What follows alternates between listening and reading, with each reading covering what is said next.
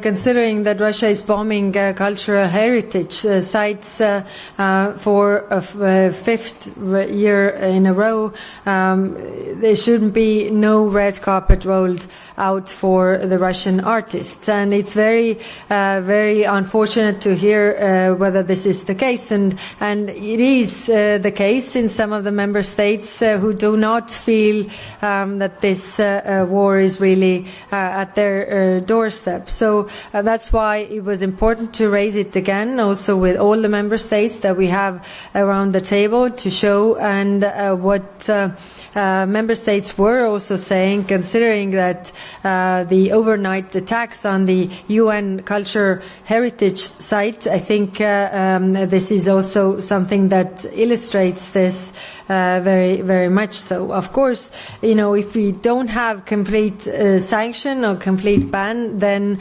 the member states are also deciding, but this is very unfortunate that this is taking place, if you say that it's true. We also saw what happened in Venice Biennale, so I think it's a valid lesson for everybody.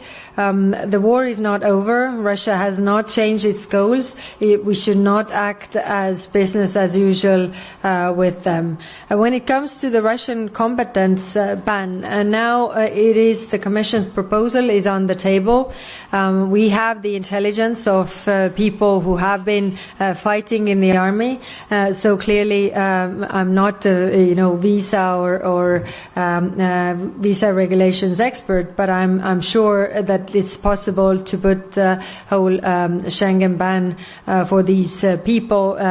Complete list of these people who have been participating in the war, because it's not only a question of the war in Ukraine, it's actually the question of our own security, because these people who have been fighting against Ukraine coming to European territories, I'm sure will create a lot of problems here that we should avoid from the outset. Thank you.